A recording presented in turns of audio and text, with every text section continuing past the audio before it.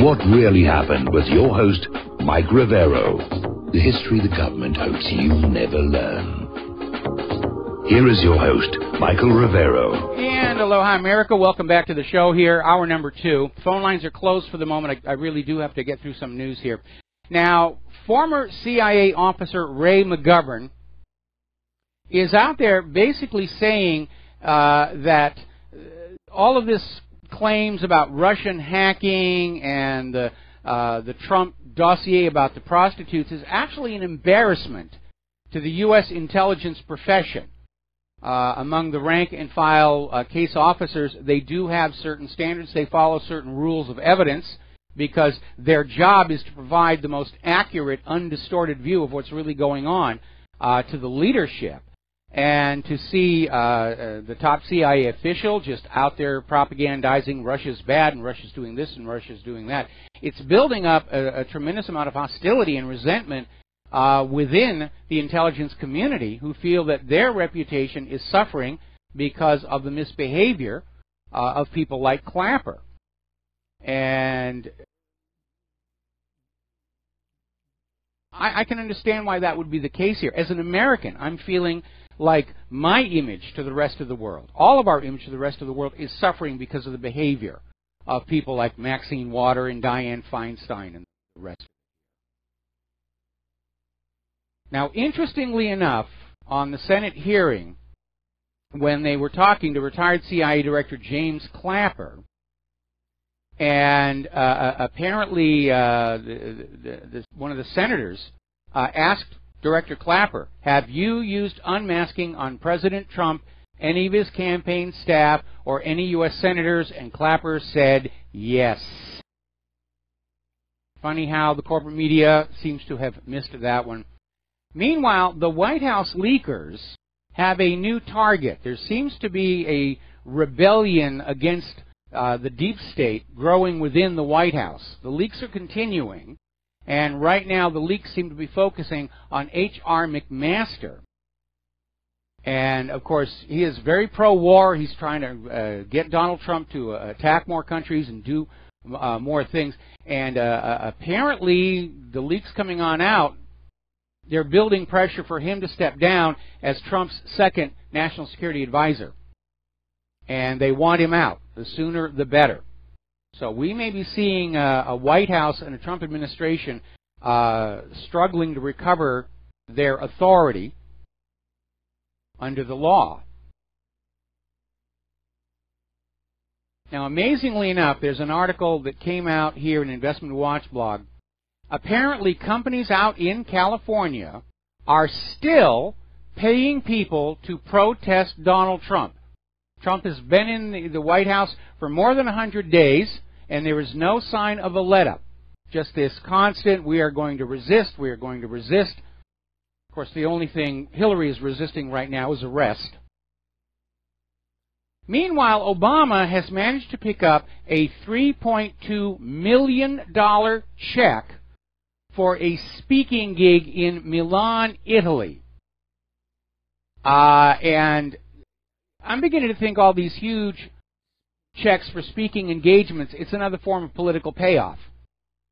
Sort of a legally acceptable bribe here. And as is typical for Obama, he referred to himself 216 times during the speech. Now, Pew Research has been running some surveys of the American people, and they're finding, to nobody's real surprise, that hardly anybody trusts the federal government any longer. And they're out there wringing their hands. Why don't people trust the federal government? Well, it's simple. The federal government has proven itself to be untrustworthy time after time after time after time after time. Trust is something that cannot be demanded. It must be earned. The same thing for loyalty. Same thing for respect. You have to earn it from we the people. And trust, loyalty, and respect they're all two-way streets. You have to give back as much as you get. Now, over in the media, in this case specifically the Daily Mail in Great Britain, they're already starting to ramp up the propaganda about Syria and the sarin attack, and CNN has new photos of the aftermath of the attack at Idlib. So they're just beating the war drums for an invasion of Syria. Everybody's concerned because drones are showing over 400 U.S. armored military vehicles on the border with Jordan. And some of the armor is Jordanian M60 tanks. And they're just 43 kilometers away from the Syrian border. All they're looking for is an excuse. And last week we were hearing all these stories about how Press TV was actually hired by a Western country to film a new fake Syrian gas attack. And this is a big production. This isn't the white helmets in their camcorder. This is a big production with over 30 vehicles as props. It's going to be a huge thing. And coupled with that was this bizarre story that somebody broke into a hospital in that area, broke into the morgue, and stole the bodies of 20 children. For set decoration, no doubt. We're going to do a shout out now to our on-air affiliates who are just now rejoining the network. Now, interestingly enough, over in Iraq, finally starting to see a little bit of reconstruction. This is a story that came out of Catholic News Agency. And they've started rebuilding the city of Baghdad, the reconstruction of the towns in the plain of Nineveh. They basically put up a cross, and they're starting to try and get their life back to what it was before all this nonsense with Saddam's non-existent nukes and the U.S. invasion and overthrow. Meanwhile, Turkey is warning the U.S. against giving any more weapons to the Syrian Kurds, who Turkey sees as terrorists, and is actually threatening to end Turkey's strategic partnership with the United States. And that is really going to complicate things in that part of the world, where we're not sure who's on whose side anymore. Meanwhile, over in Israel, their parliament is getting ready to actually pass a law that will declare Israel a state for Jewish people. It will be an ethno-state, which is another word for an apartheid state, where people of the Jewish faith are first-class citizens and everybody else is relegated to a subordinate social and legal status. Now, possibly in response to that, Donald Trump has canceled his plans to move the U.S. Embassy to Jerusalem. And all of a sudden, Donald Trump seems to be growing a little bit of a spine. And I see that as a positive development as well. Now, getting on over to South Korea, Moon Jae-in, during his inauguration, in his inaugural speech, says he's willing to go to North Korea and meet with Kim Jong-un and try and derail the high tensions, say, we don't really have a reason to be angry with each other. We've got a lot of reasons to just calm things down. Neither one of the nations can afford to spend all this money on weapons while their people are going hungry. Of course, it's worse in the North than the South, but it's even there in the South. You would think everybody would say, huzzah, huzzah, the tensions are winding down. But unfortunately, we're getting stories like this one in Japan Times saying, well, it's all well and good if South Korea wants to be friends with North Korea, but it's not really going to significantly change the policy of everybody else. If anything, it'll just drive South Korea away from Japan and the United States, which maybe South Korea is ready to do that. Now, North Korea has arrested several Americans, and they are claiming they have uncovered an elaborate CIA-backed plot to assassinate Kim Jong-un, and saying it proves that the United States is a state sponsor of terror. And what's interesting is in this newspaper article, which is over at ABC, they're out there saying, are these people crazy? I mean, the attitude from ABC is, it's just silly. It's just plain silly to think that the U.S. government does assassinations and coups d'etats to other countries. I mean, who could even think such a thing as that? Well, ask the people in Ukraine, or Afghanistan, or Iraq, or Libya, or Yemen, or Iran.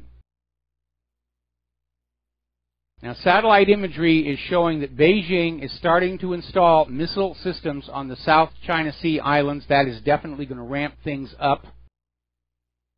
They have this one well-positioned islet in the contested waterway, and it looks like China is getting ready to defend it against outside incursion.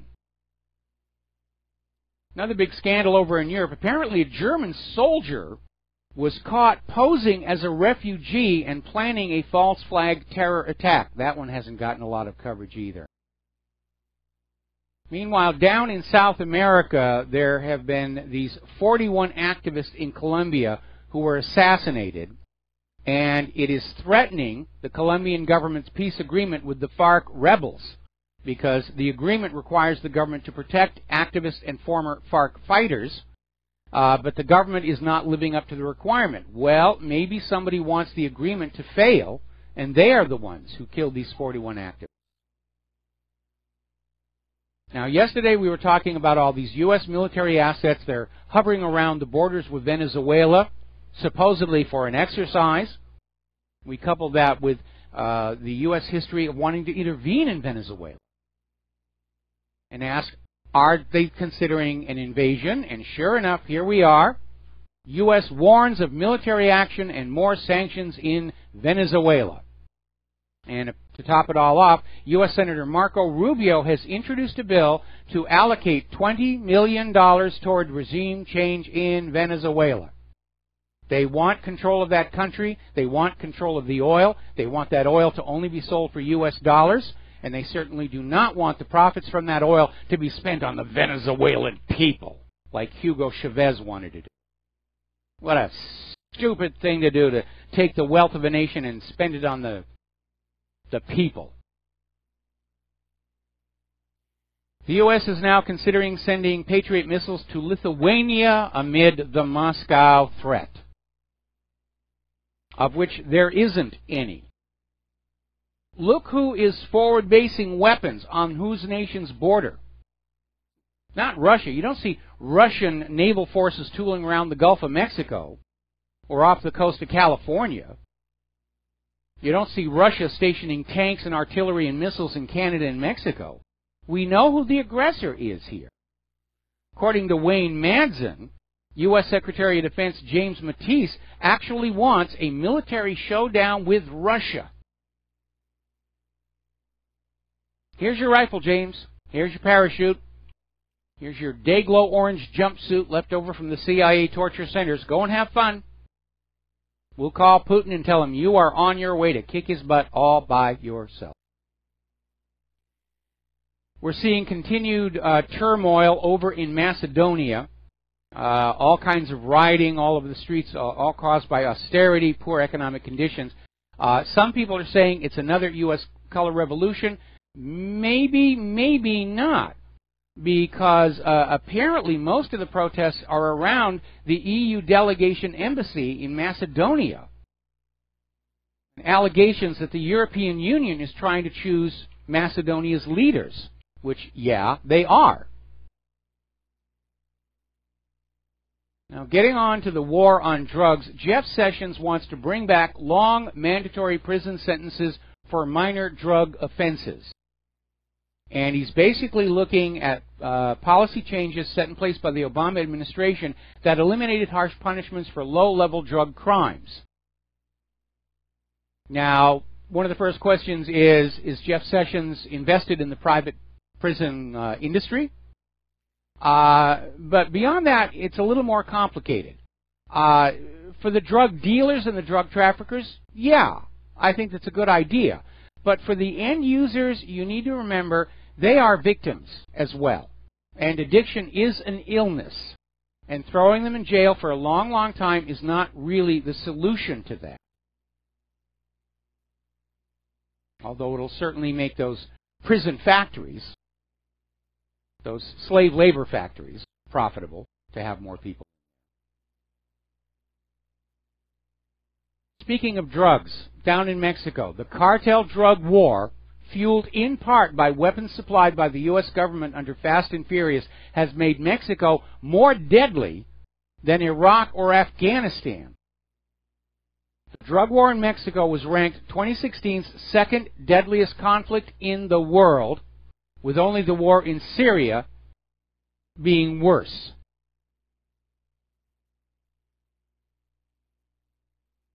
So that's what's going on down there as well. Speaking of drugs, and I hope none of you listening to this show actually use these things. But if you are into the opiates, you need to be very careful. And I'm going to preface this by saying that back when I lived in Southern California, there was a synthetic heroin that was going around. It was called China White to make it sound like it was the stuff coming in from China, but it wasn't. It was a synthetic called D-alpha fentanyl. And anybody who used it wound up with permanent Parkinson's symptoms. So you got to be careful. Now, the new problem is somebody is taking this tranquilizer made for elephants, carfentanil, and it is incredibly powerful. It's 10,000 times more potent than morphine and 100 times stronger than fentanyl. It is so deadly that just by rubbing your finger across it, you can receive a lethal dose. 20 micrograms is lethal to humans. So first of all, don't be using the stuff anyway. And second of all, if you are using the stuff, be very, very careful what you're being. Because after all, these are drug criminals. It's not like they have to get FDA approval for what they're selling you. Not that these days FDA approval means all that much. Now, turning to the economic news, apparently new mortgages are drying up. And the banks are trying anything they can to try and stimulate people borrowing mortgages for new homes. And what's making it difficult is in these uncertain economic times, nobody knows what they're going to be making a year from now. There's no guarantee. Over the last several years, we've seen people lose jobs, and they have to take newer jobs with lower wages and salaries. It's a repeating situation. The earning potential of the American people is being driven down to match the third world levels as part of the plan for the New World Order. We all have to be in the same degree of poverty before they can really drop those borders. So Chase is offering 100,000 credit card reward points for new mortgage customers. Now, I've never paid attention to credit card rewards. Right now, Claire and I are just trying to get all of our credit cards paid off before things really get unhappy. So I don't know what these credit card points are actually worth, but I know that they're a real come-on. I'm seeing them on all the TV commercials. Use our credit card, you will get points. And I have no idea what the points may be worth. I know that when they were talking about win miles when you're flying with an airline, and it turned out the miles on your account didn't mean a real mile of travel. It takes huge amounts of the miles and points, I think, to get anything. Now, if I'm wrong, if these points are actually worth something, let me know. But I have a sneaking suspicion that 100,000 credit card reward points will get you a toaster. Meanwhile, the Guarantee Bank has been shut down by federal regulators as of last Friday, and they were unable to recover from the losses they sustained from the housing and foreclosure crisis, and they have now officially failed. They'd been in business for 94 years, and they were based in Glendale. I remember seeing them when I was living in Southern California. And only the 12 standalone branch locations in Wisconsin, Illinois, Minnesota are going to stay open, but they're going to be reopened as branches of First Citizens Bank. First Citizen has agreed to come on in and acquire 12 of the local bank facilities and bring them under their bank. But it's another warning sign. We're starting to see banks fail. Now, as you know, healthcare is, well, actually, we're coming up now on a commercial break, so I'm going to leave this until after we come back. The phone lines are now open if you want to call on in. And aloha, America. Welcome back to the show. Now, as you know, the health care debate rages on. It's now in the Senate. The House passed their version of Trump care. And the Senate is going to look at it. They're probably going to make a lot of changes. And over on the Democratic side, they're just wringing their hands and crying that Obamacare might be brought to an end. And they're out there trying to just say, we must keep Obamacare. It's got his name on it. It's been a wonderful program, which it hasn't. It was an unmitigated disaster. And they're going to be staging mock funerals in public places for the death of Obamacare and all the people who will die without Obamacare. But Obamacare was an absolute unmitigated disaster. And I'm not just talking about the website, how much that cost and how poorly it performed. It actually made health care much more expensive because the Obamacare-compliant health insurance policies were much more expensive. And the deductibles were sky high. It was basically a giveaway to the health insurance industries who expected to make huge amounts of profits. And then, of course, the government would get their mafia-like piece of the action with taxes coming back from those health insurance companies. It actually didn't work out. Most people could not afford those more expensive policies. And they opted to take the IRS penalty instead. And it underscores something I've been saying for quite some time. There is a willful blindness in the corridors of power and on Wall Street. They don't understand that the amount of money still out here in the American public is finite. It's not a bottomless well. It never really was. And if you raise prices on health insurance, then people have to cut back someplace else, like food, or going without new clothes, or not buying a new car. The amount of actual economic activity remains constant, and the tax revenues remain constant. All of this, getting people to buy more expensive this or that, it just shifts who within the economy is at the moment getting more. But it's not actually improving the economy as a whole until you bring back high wages and salaries for working and middle-class people so that they can trade their labor for decent amounts of money that they can then go over to the car dealerships with and buy a new car, or go to the shopping malls and buy something. Fortunately, we're in a wartime economy right now, and the mindset is suck everything out of the people and put it into making more bombs. Okay, we're going to take a quick phone call here. Jack in Louisiana. Aloha. Welcome to the show. What's on your mind? Yeah, I wanted to ask you a question about when you worked at NASA. Yes. Were you a member of Project Alpha 11-9er? Nope, never heard of it. Oh, okay. Well, you could look it up, A119, and the same as the Russians had. So you're not aware of them detonating an isotope explosive on the moon? No, I've never heard of such a thing. I watched it live. They did it to take seismographic readings. Two of them took an auger and went out with a little car and drilled a hole.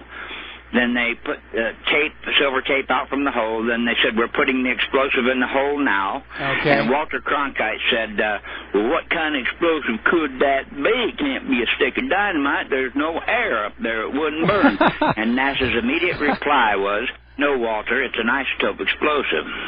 Okay, well, and, you're talking about NASA about 10 years ago, hang on. Let me talk because we're almost out of time on this. There was a seismic charge, but Walter Cronkite was wrong. A stick of dynamite can explode in a vacuum because all the chemicals needed for combustion are inside the stick of dynamite. Same thing with TNT. It doesn't require an outside oxidizer. Only a fuel air bomb needs that. But yes, they did have some seismic charges there, but they're basically the same thing that they use for seismic charges here on Earth. And in addition, when the astronauts left the moon, they would then crash the upper stage of the LEM back onto the moon in order to generate another seismic pulse for those seismographs. Okay, well, they won't admit that they detonated anything but the rockets detonated to send it back to the mothership. They won't admit they had detonated anything on the moon. Well, no, there were seismic charges, okay? But they were okay, like good. Firecrackers. All right, we'll be right back. And aloha, America. Welcome back to the show here, and I'm looking at Fox News, and even they are acknowledging that Comey's credibility was badly damaged when he came on out in that press conference listing the Title 18 felony violations Hillary Clinton had committed, and then saying we're not going to recommend charges because we can't find that she meant to do wrong, even though that is not required by Title 18. So they're starting to pull away from this, oh, it's Russia this, Russia that, Russia that. No, they're understanding what's really going on. And now, of course, they're talking about rebuilding the credibility and trust in the FBI. That is going to be a tall order, especially for those of us old enough to remember COINTELPRO. Not to mention the FBI's personal interference in my life back in 1990. Getting on over to Brexit. Interestingly enough, Julien Fouché of Cornille Poyan Avocats, based in Bordeaux, is talking about how the EU referendum, the Brexit, may have been illegal. Apparently there was something about what was called a 15-year rule and how it may have expired. So they're trying to bring a court case where they can simply say the Brexit didn't happen. By hook or by crook, the EU does not want any of their member nations to leave. Once EU, always EU. Nobody leaves the European Union. It's like a nation motel. Nations go in, but they don't come out. Meanwhile, apparently a Spanish diplomat has basically ripped into Germany for its shameless bid for European Union expansion, and saying that the EU has got problems right now, and trying to expand it right now is only going to make those problems worse. But it seems like Brussels' idea is if we grab new territory and new wealth, then we can stave off the economic collapse, which was basically Rome's whole approach to staying afloat during the age of the empires. We're running out of money, let's go out and conquer another foreign land and loot their wealth. And look how that ended up here. Now the good news is Trump's immigration enforcement has slowed illegal border crossings by 76%. At this rate, he doesn't need a wall. And I don't think he ever really did. If you enforce the existing immigration laws in this country, if you stop offering free stuff to people who come into this country illegally, they will stop coming in. And it's already happening. Still, the New World Order wants to blur us all together, and so apparently the Los Angeles public schools have passed a resolution making all school campuses sanctuaries for illegal immigrants in danger of being deported. So I can already see Los Angeles public school and the back area, which used to be the football field and the exercise area and the basketball courts, is all covered with tents.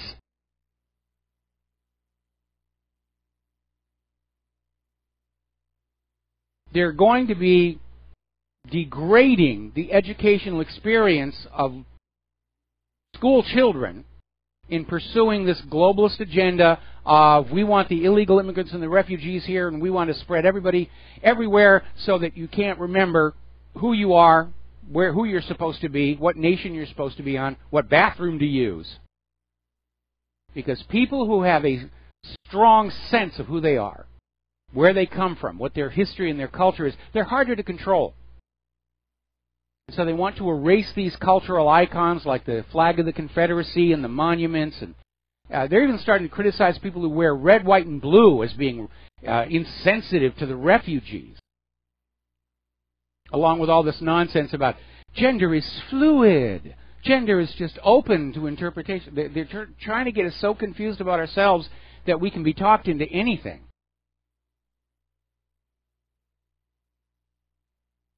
Boy, it's not a good time to be in the airline industry. There's been another incident. A Southwest Airlines jet was actually rolling into the gate at Burbank. They were on the ground. The flight was over, and apparently people were starting to get on up, and there was a little bit of a shove, and it just erupted into a fist fight, and it got caught on video. And I can probably understand these passengers. It's been a very long, uncomfortable flight with your knees shoved up into your chest cavity, and that's on top of the TSA abuse to get onto the plane. People's fuses are very short. Or maybe it's just another case of prescription antidepressants here. Apparently there's been another embarrassment against American Airlines. A woman was flying from Baltimore to Tucson, Arizona. She had a carry-on bag. Her daughter had just passed away and been cremated, and the woman was taking her dead daughter's ashes back home to Tucson. The airline forced her to check the bag and then lost it. So that's another embarrassment. I think the airlines need to get their sense of humanity back.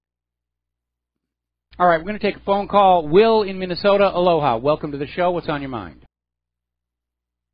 Howdy. I was looking through a subject that I was doing some research on. I'm a scumbag attorney here in Minnesota. Okay. And was having a debate. If I know any scumbags who need legal services, I'll send them on to you. Well, look, I sue debt collectors for a living. Ah, good. They harass my clients. I make them wish to God they'd gone into trash collecting instead of debt collecting. And believe me, I'm pretty good at what I do. Well. But I was having a debate on someone whether or not the FBI and the feds ever make mistakes in their investigations and wrongly accuse people of engaging in conduct that they don't do. And this person is, of course, of the opinion that, well, if the FBI is investigating you, then you must have done something wrong. And it reminds me of a case that actually is what prompted me to decide to become an attorney, so that I can make life miserable for the government every chance I can. And the case is actually mentioned on your web page, or on your website. Specific link is whatreallyhappened.com/all cap rancho/politics/MENA MENA/wormscan.html. I know that's hard to relay over the radio. I know the one you're talking about. And I'm speaking in regards, if you do a search on the page, if you look for Gene Faust, GeneFoust. Mm-hmm. And the citation comes from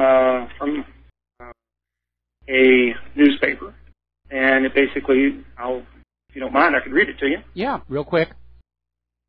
It says, Sherry Lorraine Hodge pled guilty to conspiracy to transport stolen money across state lines, $1.9 million.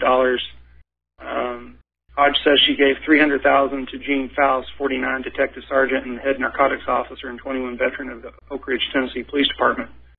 The head narcotics officer was to invest it to make more money for me. Ms. Hodge's attorney was saying this, and apparently the FBI investigated. It says here, a little later, it says, the FBI searched the home of head narcotics officer, investment advisor to the SARS, C. Gene Faust. Now, I'm looking at this and I'm thinking, okay, where's the rest of the story? Because while this all might be true in terms of what was alleged, it doesn't finish the story and say that the FBI actually brought criminal charges against the U.S. Attorney's Office, prosecuted in the fullest extent that they possibly could, and a jury of his peers acquitted him. And the background of this case, the reason why the FBI thought they had their guy and was just absolutely convinced that he was guilty of sin, was because they, quite frankly, didn't do their job. Now, to put this in context, my own father is a graduate of the FBI Academy. He was in law enforcement for years, and my sister is in law enforcement with the Justice Department. But I myself decided to make life miserable for these bastards all I can. And so it bugs me when I see stories that don't show how matters are finally resolved, where they create the impression that somebody is guilty by mere accusation, but they don't show that the person has been tried and found innocent, which is essentially what the jury came back in this particular matter. The FBI was under the impression that because Gene drove a brand new Cadillac every single year that he must be getting dirty money. I mean, policeman's salary, how can he afford to have a brand new Cadillac every single year? And how can he afford to send his two sons to the most expensive private school in the country? It just doesn't make any sense. Well, they never bothered to stop and think that his ex-mother-in-law had more money than God, and she paid for her grandkids to go to that school. Yeah. And that bought a brand new Cadillac twice a year, and she liked her son-in-laws. She couldn't stand her own daughters, so she gave her son-in-laws, including her ex-son-in-law, Gene, that Cadillac. She bought a new Cadillac every 6 months, and she'd give the old one to Gene and one to the other fella. Well, every 6 months that she was giving away a Cadillac, but it looked like he was getting a new one once a year. And of course, he would take and sell the previous year's model, and he kept the money. His Cadillac to sell if he wanted, but because he had this revenue stream that they never bothered to even look into, they were just convinced that he must be dirty. That's a classic case of profiling gone wrong and a failure to do due diligence. You're absolutely right about that. But the FBI has a long history of framing people for political gain. James Earl Ray, certainly. Timothy McVeigh is another good example. And then, of course, we had that scandal that came out years ago when Frederick Whitehurst, who was head of the FBI lab, blew the whistle and said the lab routinely rigged laboratory test results to favor the prosecution, and it resulted in a lot of verdict reversals. A lot of cases had to be dropped or retried, and Whitehurst was demoted to head of the paint chip lab. But yeah, the FBI is not the swell bunch of Joes you see on TV shows and movies. They do a lot of this behavior, and back when J. Edgar Hoover was head of the FBI, his number one rule, unwritten, was never embarrass the agency, meaning, you're going to go out and do this stuff, don't get caught doing it. And even Hoover himself was not above, pandering to the media and lying to them. When Melvin Purvis got Dillinger, at first Hoover tried to claim that he personally had taken Dillinger down. Then, of course, he had to back off and say, no, it was Melvin Purvis did it. Oh, yeah, I mean, it's like Obama saying that he's the one who shot Osama. Yeah. And right. you got to scratch your head and wonder, where the hell do these people get off? Now, don't misunderstand. There are a lot of guys in the FBI who take their job very seriously, and they do their job honorably and with respect not only for the agency but also for the citizenry. They treat people who are being accused of crimes with respect and dignity. And then you have your bad apples. What percentage of it? Well, that's up to debate. Is it 50-50, good and bad, or is it 1% making 99% look awful? I myself look at my own legal profession. I say 99% of attorneys give the rest of us a bad name, and that's true of any profession. Okay, that's true. It doesn't matter. You pick any profession, you're going to even radio guys. You've got folks that do stupid things in radio. You've got folks that do stupid things in football. Pick any profession out there. You're going to find somebody that's going to be a complete horse's ass. And but that's just the nature of it. And when I saw this blurb on here, I was actually looking for the records related to the acquittal on his case. That's when, in the Google search, I found this, and I thought, well, maybe it might be a good idea for you guys to make some changes to this so that folks understand that not everybody who's accused of this is actually guilty. In fact, the reason why this particular person, from what I understand, and I don't know this firsthand, I think I was 19 when the acquittal occurred, and it was actually the first time I ever tasted champagne. It was at his acquittal party. But my dad had known Gene for years. They actually both were detectives in the Oak Ridge Police Department. My dad was no longer with the department at the time. Apparently this person, this so-called informant for the Fed's case, had been a confidential informant for Gene. And she was pissed at him for some reason. I don't know if it was because her boyfriend was getting tossed and sent to jail or what. But she was mad at him. And she got arrested for transporting the money. by the feds, and she decided to kill two birds with one stone, get herself out of jail while getting even with the guy who's sending her boyfriend or whoever off to... That's been a big problem with confidential informants. I mean, look at the Whitey Bulger case, you know, where this guy just played the FBI like a cheap fiddle for year after year after year. Not everybody's going to be a if you're familiar with the Blacklist program on TV with James Spader, not everybody's an informant like he is, where they're actually turning over real criminals. Sometimes they're turning over innocent people who they just have a grudge against. I mean, God help me if my ex-wife ever decides to be an informant. Well, sometimes it's actually very common for drug dealers, when they get caught, to become a confidential informant, and then they inform on their competition. So the government takes out their competition, so they don't have to drive by in an old Ford with a Thompson submachine gun and do the dirty work themselves. Okay? In some respects, that's actually better for society that they do it that way if the other people are actually guilty, because it's better for the police to pick them up than to actually pick them up off the street in body bags. And, under those circumstances, if you're catching actual criminals, I have no problem with one criminal ratting out another criminal. What I do have a problem with is when a criminal rats out an innocent person. I would have a problem with that as well. Listen, we're out of time. We've got to take a break for the commercial. Thank you for all the amazing information, and congratulations on your particular niche in the lawyering field here. And it sounds to me like you're actually probably doing a lot of good out there. So thank you very much for that. We got to take a break for commercials. We'll be right back. And aloha, America. Welcome back to the show here. And that last caller prompted a huge outpouring of emails that are basically saying they disagree. They think that the vast majority of FBI agents are corrupted and willing to break the law and cause harm to innocent people. Let's see. Here's one. The FBI helped cover up Bundy in Oregon. This caller is damage control call. People are sending me links to all these stories that we've reported on before. FBI admits flaws in hair analysis over decades, Washington Post. U.S. admits FBI falsified evidence to obtain convictions. FBI admits forensic evidence errors in hundreds of cases, and so forth and so on. And again, certainly my own personal experience with the FBI tends to go along with that. I would like to think there are some FBI or CIA or NSA agents who are really trying to do a really good job, but they're definitely overwhelmed.